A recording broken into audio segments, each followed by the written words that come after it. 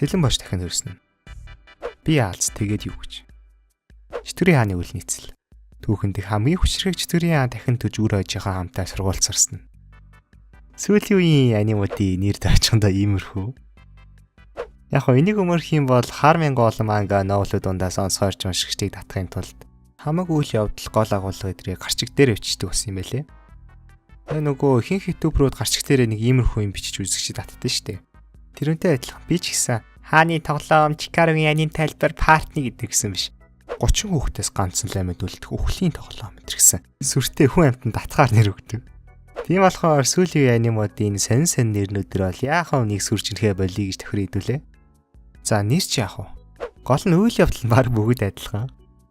Нэг лүүсер маягийн хүүхэд гинэд хүчтэй болоод ангид доод болдог ч юм уу, эсвэл гинэд түхээд өөрөөс нь ташингуудаа тэндээ хамгийн хүчтэй болдог ч юм уу. За тэгээд тэндээ баха октоор хүрээлээд харай маягийн болоод тэгээд дараа нь өөрийнхөө бүлийн эсвэл нэг айс бол маягийн нөхрөөс өшөөг аваад. За тэгээд ер нь линк концептыг янз бүрээр комбинац хийсэн юм шиг. Толгуур нь бол ерөөсөө энэ уламжлалаас салхаа болцсон. Тэгвэл энэ концепт нь өөрөө team trash юм уу эсвэл зүгээр өлег болцсон болохоор trash болгож хараад байна уу гэдэг гол асуулт. Яг хав жишээ нь би нэг 5 жилийн өмнө ч юм уу Eminence Shadow-ыг үзсэн бол баг миний хамгийн дуртай анимуудын нэг болж магадгүй байх байсан баг. Угаасаа л гол дүр нэг тийм Mage Lord маягийн жинхэнэ төрхөө нууш муугаал те. Тийм амар ухаантай хүчтэй кул ахт бол тэгэл ямар ч хүүхдийн аман ангаагаал literally me гэж бодгол байх л та. Тэгээ одоогийн би үзэнгүүд нэг л тийм наацхал гэхэд гол дүрийн тослоход гэсэн дандаа өгтөд байдаг шээс. No guys now би тийм амар misogynist биш шүү. Зүгээр хуучны анимууд дээр чинь янз бүрийн бүлгмүүд дээр сайхан эрэгтэй эмэгтэй алгалдаг та. Тэгсэн тэр бүлгмийнхэн бүх гişүүд эмэгтэй байгаа нөгөө л ядаргаатай харай. Нөгөө л ядаргаатай сүүлийн үеийн анимуудын стереотип мэддэг байгаа байхгүй. Тэгвэл яг харамын юу нь болохгүй байна вэ гэхээр тэр анимын зориулж байгаа үзэгчд нь дандаа нэг тийм loose рүү Япончууд бол otaku гэж ярьдаг. Тэгээд би ахлах сургуультаа өөрөө нэг тиймэрхүү байсан болохоор ч тэр юм уу хамгийн сайн мэдчихээн. Хинч байсан гэсэн attention хүсдэг.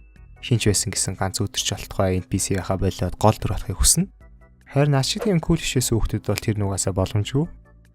Тийм болохоор тэр хамаг attention-ыг өөр дээрээ авч байгаа, хамаг октоодыг өөртөө дурлуулад байгаа. Тухайн ертөнцийнхөө жинхэнэ гол дүр болж амьдарч байгаа тэр дүрээс яг өөрийнхөө мөрөөдлийн амьдралыг хардаг гэсэн үг. Тэгээл яг иймэрхүү анимууд доод болоод байгаа юм болов уу гэж би дотроо бодсон. Өөрөөр хэлбэл амьдралд угаасаа гол дүр тийм ч олон байдгүй. Харин сүүлийн үеийн isekai анимууд тэр гол дүр болж чадаагүй туслах дүрүүдэд зориулсан учраас өөрөөр хэлбэл үзэгчд нь маш олон учраас тэр хүмүүстэй зориулаад ийм арилжааны маягийн хорд адилхан анимууд гаргаад байгаа юм болов уу гэсэн таамаглал төвшүүлсэн. За бүр гол дүр байж анхаалын төвд байхаа болиё. Ядчил өөрт нь чин сэтгэлээсээ хайртай ганц охинтой эсвэл өөрийн бүлийддэг дорд үздэг хүмүүсээс өшөөг авах ч юм уу те. Тиймэрхүү хэмжээний хүсэл бол наач лүүсер болгоно л байсан байх. Тэгвэл яг лүүсер гэж юу юм бэ те? Яг 10 жилд бол нэг тийм нома маягийн спорт дээр сонирхолгүй зандан барагтай бол гарч ортгүй эцгийнхаа үгэн сайн ордог. Тэм янз бүрийн муу цушилгүй ер нь л бол тийм good boy лүүсер гэдэг нь штэ. Харин эсэргээрээ шоуддаг, арх там хэрэглээд үзсэн, хичээл өдрөө тасалдаг. Ер нь л тийм буруу гарын хүмүүсийг нэг тийм bad boy те. Тэр хүмүүсд нь cool гэсэн тийм бичгтэйг өдрөм яагаад ч юм хүүхд болгоны 70 тохомсорт суудсан байдаг. Тэгвэл ингээд яагаад хичээлээ ихээр лүүсэр болоод шоудахаар cool болоод байгаа юм бэ гэхээр энэ сонир логикийг тайлбарлах гэж оролдоод эцсийн дүндээ ердөө л том хүн болохыг хүсэх хүсэл юм байна гэсэн дүгнэлтэнд би хувьдаа өрсөн. За дэлгэрүүлж тайлбарлах юм бол хүн хичээлийг өөрийнхөө дураар хийж эхлэегүй эцгийнхэн замчлаад сургуульд оруулсан шүү дээ тий. Тэгэхээр тэр хүчээр хийлгэж байгаа хүн болгоны дургүй юм хийгээд байна гэдг нь том хүн болоогүй хүүхэд байна гэсэн үг. Харин шоудад хичээлээ таслаад байгаа нь болохоор эцгийнхээсээ хараад бус. Нэгсэндээ би том хүн болцсон шүү гэсэн дал татгал яваад байгаа болохоор энэ нь кул гэж харагдаад байт юм болов уу гэж бодсон. Өөрөөр хэлбэл лүүсрүүд нь том хүн болоогүй харин кулүүд нь том хүн болцсон гэсэн үнцэг дал тохомсорт нь яваад байт юм болов. Тэгээ одоо отготол мэдээж том хүн болчгоор кул болчихно гэдэг ямар ч утгагүй. Тэгээ тэр үедээ бол яалтчгүй хүүхэд болгон том болохыг хүсдэг. Харин тэр кул гэж нэрлэгдээд байгаа хүүхдүүд нь өөрсдийгөө том хүн гэж дэлгүүшин хийгээд лүүсрүүдээ буюу тэр том хүн болж амжаагүй гэж өөртөө итгүүлж байгаа ном хүүхдүүдэд дорд үзэх, доромжлох, бүр цаашлаад бүлэдэж эхлэх шаналга ажилладаг. Яг уу манай сургууль анги харьцангуй гайгүйсэн болохоор дунд сургуулиас хойш бол илт тэгэл. Мөнгөө гаргах стам энэ гэсэн бүлий бол ерөөсөй байгаагүй. Тэгэл би өөрөө угаасаа тийм лүүсер маягийн чимээг хөвгтэйсэн болохоор намайг дор дүүцсэн ялгуурлан гадаргсан хандлагатай. Өөрийгөө том ингээд илүүшн хийсэн нөгөө кул гарууд бол яалтчгүй нэр сэр байсан. Яг 10 жилийн өмнөхтэй харьцуулахад бол үеийнгийн дээрлэхэлд пүүли гэдэг зүйл бол хайрцангуй гайг болсон юм шиг санагддаг ч гэсэн бүр мөсөө арилаагүй юм шиг байлээ. Ер нь тэгээд яагаад ахлах сургуулийнх нь инээ бүлийдэд байна вэ гэхээр түрүү хэлсэнчлэн нөгөө өөрийгөө том ингээд илүүшн хийгээд байгаа кул байхыг хичээсэн хүмүүс нь би энэ муу эцэгийнхээ гараас гараагүй лүүсрийг дээрлэхнэ гээл те. Өөрөөр хэлбэл би энэний дээр би энээс илүү гэсэн. Ерөнхийдөө эгоогоо буруугаар тэжээсэн л гэсэн үг. Харин хэдэн жилийн дараа яг жинхнээсээ том хүн болсныхаа дараа бол угаасаа хүн амьтан бүлийдэд явдаг хүн гэж байхгүй шүү дээ. Тэгээд ихэнх нь бол угаасаа бүр багтаа тэгж үеийнхнээ дээрлэгчээсэндээ харамсдаг юм байлээ.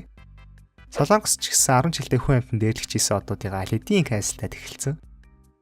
За тэгвэл тэр өөрийг нэг fuckboy vibe-тай байна. Эсвэл хөв зэрэлсэн үлгч нь дорд үцэд бүлийдэд байхаар тэр лүүсэр хөвгт яах вэ гэхэлэр хамгийн түрүүнд төшөө авахыг хүснэ. Америкт бол тэгэл сайхан сургууль руугаа шууд ороод Counter Strike тоглолцдог шүү дээ. Харин ихэнх орнуудад тэгэл хүн болох нь буугаад байхгүй учраас буунаас өөр ямар нэгэн хүч чадал хүснэ. Гэвч тэр хүч чадал нь өөрт нь биш. Исакай анимийнх нь гол дүрт нь байдаг гэсэн үг. Гэтэ яг их л Исакай бач тараад байгаа болохоос юм жишээ авснаас биш. Бүх Исакай анимуудыг хийдлээгүй. Бас миний саяны хэлсэн зүйлс ганц Исакай аним биш. Бусад анимууд ч мэдээж хамаатай. За тэгээд ер нь ганц өгүүлбэр тавчлаад хэлвэл бод амьдрал дээр гол дүрүүлж чадаагүй эсвэл хангалттай таашаал мэдэрч чадахгүй байгаа өсвөр насны болон шилжилтийн насны хүмүүс escapism буюу бодит байдлаас төрхөж болохоо олдож өөрийнхөө мөрөөдлийн фантазиг төсөөлөхийн тулд иймэрхүү аним үзэх хэрэгцээ үүсгээд байгаа учраас яалтчгүй энэ маш алдартай мета болоод байгаа гэж бодож байна. Тэгээд яг нуулгүй хэлэхэд бол би нэг бараг 2 жил орчмын өмнөөс эхлээ шинэ гарч байгаа анимуудыг ер нь л үзэхээ болцсон. Зүгээр өмнө үзчихсэн анимуудынхаа дараагийн сизнийг л үзнөхөөс шинэ гарч байгаа ялангуяа яг түрүүний миний хийсэн тийм харим isekai төрлийн анимууд бол ерөөсөө сонирхол татгаа болцсон. Тиймэрхүү аним үзэхээр дөрүүдийнхэн шийдвэрч тэр, мотивацч тэр, чадварч тэр нэг л логикийн алдаатай unrealistic санагдаад. Эсвэл нөгөө fan service бах болов wife-нууд гараад ирэхээр нэг л ядаргаатай ууг нь л өмнө дортой байсан аахгүй. Тэгээд яг isekai анимд л тийм дургу болцсон юм уу гэхээр Overlord эдэр шиг арай сэнэн төрлийн жоохон политик эдэр орцсон арай mature дөрүүдтэй анимуудыг бол үзчихэд байгаа юм. Шинэ анимуудынхан тэгэл бас нөгөө 2000 оны шоны анимуудаас эхлээл байсан. Эмхтэй төр нэрхтэйгээ зодддаг хоцрогдсон юм эдрийг харахаар л бүр үзмэрхүү санагтаал. Demon Slayer эдэр үзэж ангууд гинэт ингээд энэ хашаараа нар чинь хүн төрлөختний хамгийн хүчтэй ангууч нэстэ. Ягаад туршлагатай хөгшин ангууч нэгч байхгүй бүгдээр юм залуу хүмүүс байгаа эдэргээд нэг л тийм бөөмөр сэтгүүтэй болсон. Жишээ нь би хэрвээ тэр навшийн уйдгартай Farmland Saga хэдэн жилийн өмнө үзсэн бол хизээж дуусгаж чадахгүй заяа. Тэгсэн хүртлээ одоогийн миний хувьд бол баг хамгийн дуртай аnim болчиход байгаа шүү дээ. Яг хөө энэний учир нь би том болж ин гэдгээс гадна бас би ганц аним биш барууны цувралууд, Hollywood, K-drama тэгэл янз бүрийн контентууд өдр үзэж байгаа шүү дээ. Тэд нар нь миний аним тестэд бас нэлээх нөлөөсөн юм болов уу гэж таамагласан. За тэгэхээр эцсийн дүгнэлт нь гэвэл үнэхээр сүүлийн үеийн анимууд тийм траш болоод байна уу эсвэл чи зүгээр л өөрчлөгдсөн байна уу гэдгийг хүн болгон шүүхээс өмнө тунгааж үзэх хэрэгтэй байх. Бас энэ навшийн амьдралаас жоохон ч болтгой зугатааж өөрийнхөө фантазид амьдрмаар байгаа хүмүүсийг шууд чи лүүсер, кринж гэдэг ч юм уу те. Эсвэл тэр анимыг нь янз бүрээр доош нь нэх нь бол тийм ч зөв үйлдэл гэж бодохгүй байна. Ялангуяа над чиг өмнө дуртай байсан хүмүүс бол харин ч ойлгохыг хичээх хэрэгтэй байх. Бас том хүн болно гэдэг нь өөрөөрөө нэг бахархаа дээгоо тэжээгээд байх зүйл биш болохоор тэгж их яарах хэрэггүй. За үнэхээр яарад кул болохыг ядаж өөрийгөө кул гэж мэдрэхийг хүсээд байгаа бол битгий тэр яарахгүй байгаа хүүхдүүдээ шүүмжилж дорд үзэж бүлий дээрээ гэж нэг талаас нь хүсье. Харин нөгөө талд нь хэлэхэд хин нэгэн чамайг loser, weird эдэрх юм бол битгий имзэглээрээ. Норми байснаас weird байсан дээр, clown байснаас loser байсан дээр. За тэгээ сүүлийн хоёр бичлэг бол хандлт авахгүй жоохон entertainment тал руугаа аним тайлбар явсан.